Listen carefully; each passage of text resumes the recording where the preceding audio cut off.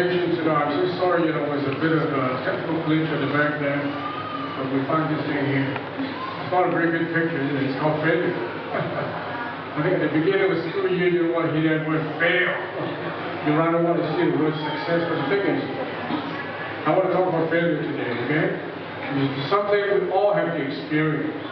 It's something you don't think is so good right now, but later on in life, you probably find it really useful. I think we all know at the beginning of the year, some of the failures, beginning of this year was what?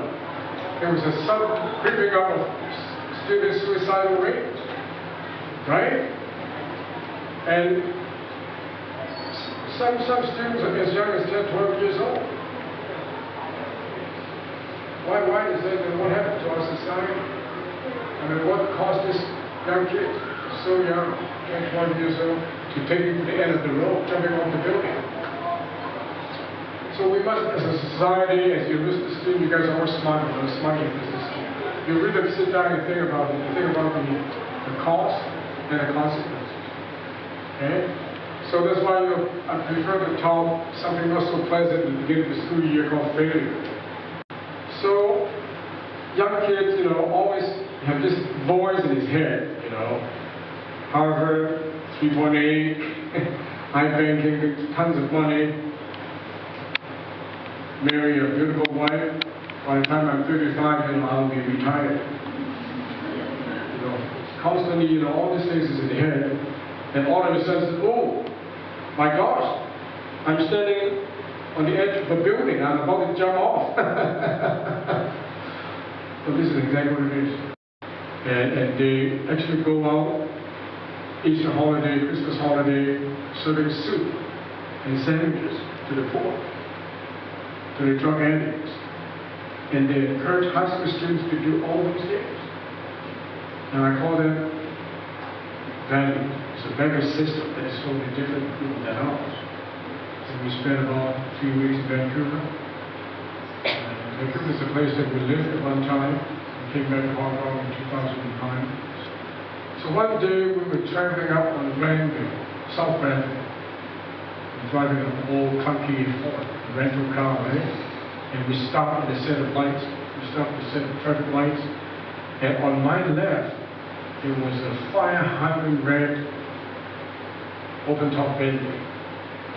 And on my right, there was a yellow Ferrari. And behind that was a little bit more sensible car, it's pretty expensive. It's a Range Rover. And we were surrounded by all these fancy cars driving up on the richest part of town called Granville. And then you look around and all these drivers are 20-something Asians. Okay, where does it come from? Hard work. Where does it come from? Listen. Well, it comes from the parents. Okay? They don't even have to lift a finger to make a living. And then they drive fancy cars. Then they buy expensive houses. And they wear expensive clothes to match that fancy set of wheels.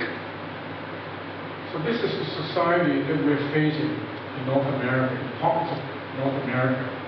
And as a result, Chinese are now being looked down. And we think that, now we have money, you should look us up. I'm sorry, that's the opposite. When I was a student, full student, 1967, people look up to us. You know why, Mike? Because they think, we didn't speak English. Speak broken English, we still do. And we work hard. I had 3 part-time jobs. My wife sitting over there, she can testify that I had 3 part-time jobs to put myself through college. And before that in Hong Kong, I was sent to a boarding school in Chinsuiwan, Clearwater Bay, the Hong Kong Evidence College. I actually worked 2 part-time jobs to put myself through high school. I washed dishes in the canteen, and I cut lawn in the summertime, and I paid window in the summertime to pay a very steep school fees. And the boarding schools in Hong Kong aren't cheap, aren't they? So, is this successful? I mean, your parents bought you a beautiful $5 million home, Canadian dollars. and then drive all these fancy cars? I don't think so. I really don't think so. And here we have the Global Development and Relief Agency, or ANRA. Now, I really do believe the aid workers are the heaviest bunch of people. They don't need to drive fancy cars, they don't need fancy designer clothing. You know, they go to third world countries and they help poor people, young kids, the elderly. Okay? I don't want you to forget this sentence. Success or failure can be skin deep, very, very skin deep. And it's not really deep in the skin, right? It's how deep it is. And it's how to define it. And you could be a brain surgeon, a very successful brain surgeon, pulling in a 7-figure income, but you could fail as a husband.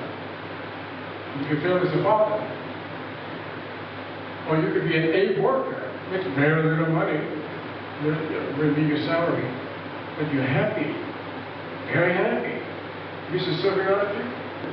And I've talked to a lot of you guys tonight, and before, because a lot of you have been to STCs before, and you're saying that, I can find a job I like, my girlfriend ditched me, or a wealthy guy, I'm not happy about it. And if you think you're hard done by, then you're wrong.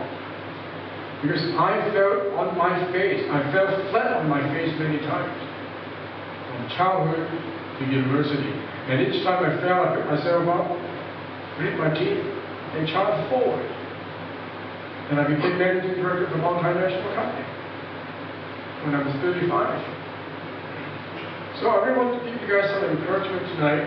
It's not who you are, where you come from, how much money you have in your pocket, or in your parents' pocket. It's you that can make a difference in this world. Okay, I think I'm going to stop right here, but I have a few announcements to make. The reason that you guys are sitting here tonight is all because, some people with a very good heart put up some money so that we can have something to eat and something to drink after, the talk. And I really want to introduce you to Mr. and Mrs. Wong, Pecco and Catherine Wong.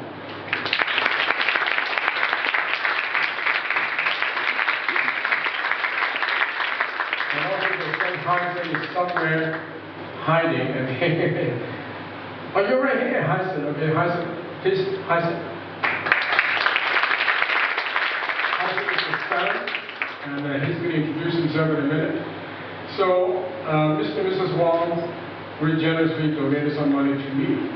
I'm not a wealthy guy. I'm okay, but I'm not wealthy. I'm comfortable.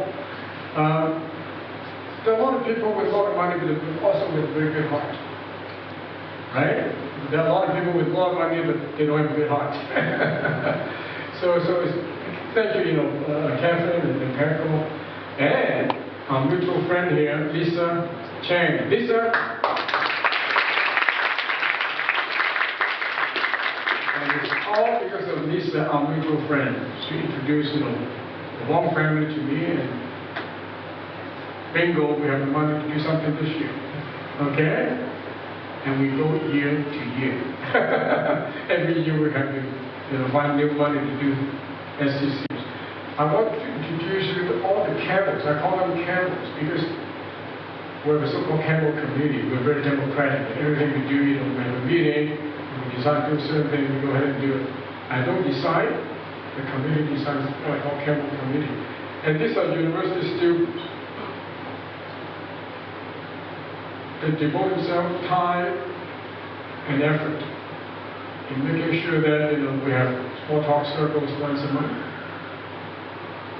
And I'm about to introduce them. I want them to stand up and be recognized for the hard work they do. I don't know where they are. Eugene, Benson. Okay, all the cameras, could you please stand up?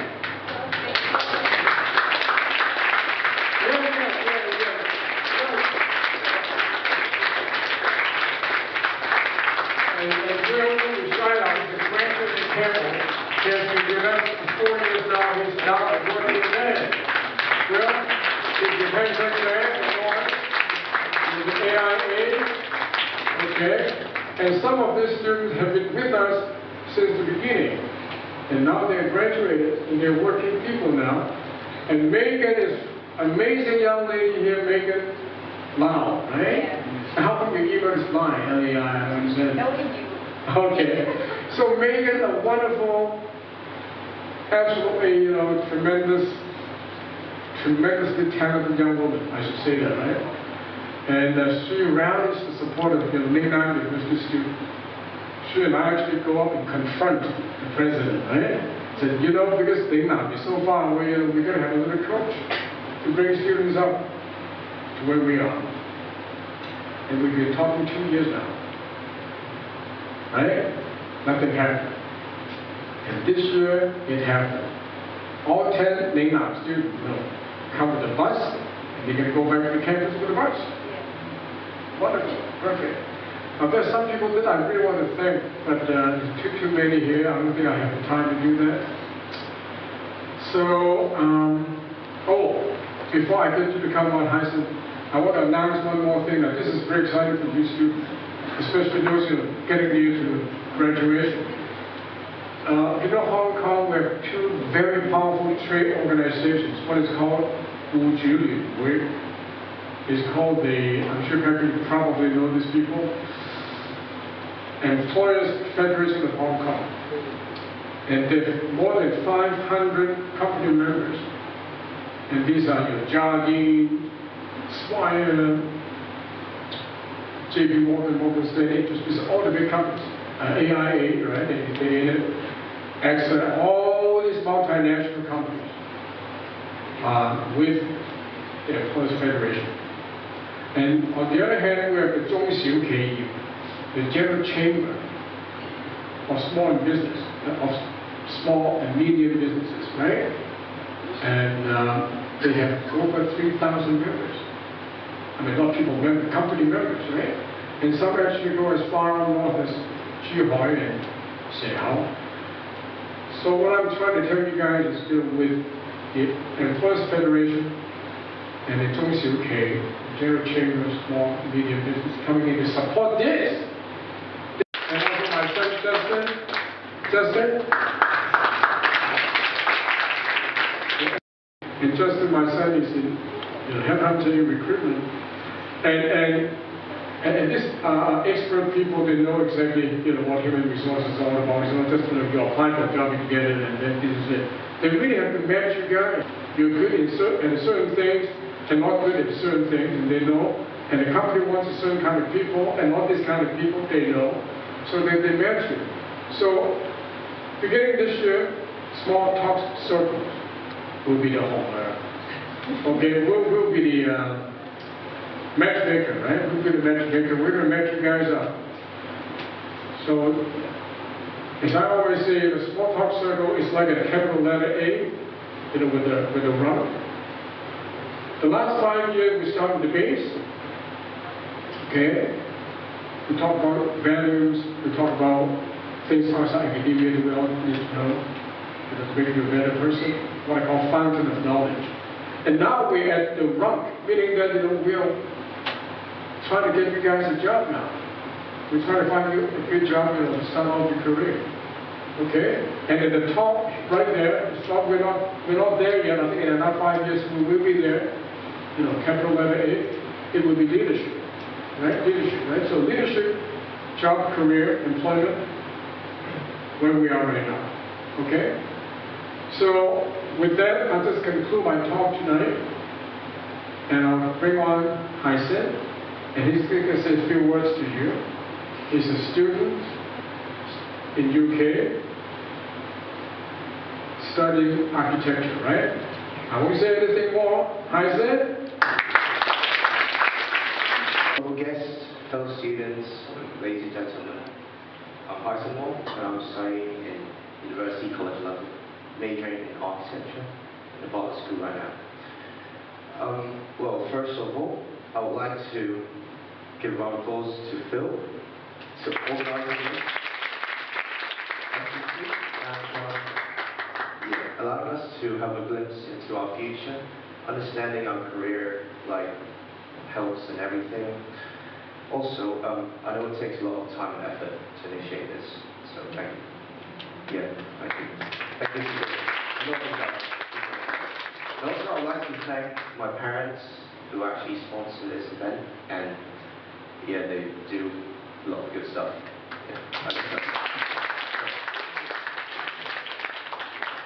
Yeah, the program could have been organized so well without your leadership, so yeah, it's a good thing. Alright, so I'd like to spend some time here talking to you about my experience studying overseas for 8 years. Well, I was there since 2008 until now. So, yeah. Well, different from Hong Kong, I get to see a really multinational culture kind of atmosphere in the UK when I first arrived, because there's a lot of different races like, you know, Muslims, different religious backgrounds, Christians, Buddhists, many. And well, I first struggled to get along with them really, because you know, we both all come up with a different background. So yeah, well, how do I get along with those people? Well, I actually got out of my comfort zone. I actually start talking with them. I wasn't really good at English at that time, so I actually always sat in the front row when I'm in class. So I get to talk to people more and understand what the teacher says. Well, I didn't really overcome racism over a few years, but I know it does take time and effort to, you know, to get along with other people. Well, you know, in Hong Kong, the English that I've learned since until like I think year 8, it's all about grammars and writing. There's nothing about speaking and daily life. So,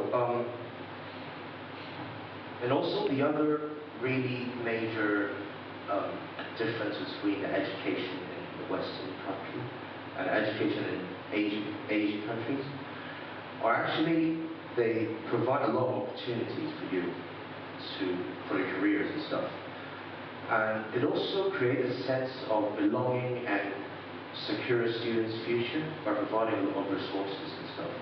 Well, also I think SCC has done the same thing to you all, so I'm very pleased actually. Well, I hope that SCC actually provides a platform for all students, which I think so, and it strives its best to provide a platform for all of us, building a bridge and forming bonds between one another. That's most important. Well, as I can see, I see a lot of different races and people in here, and I do hope that you all actually get along with other people. Don't just speak English, try and get out of your own comfort zone and talk to other people. Yeah, that's my sharing for today. Thank you.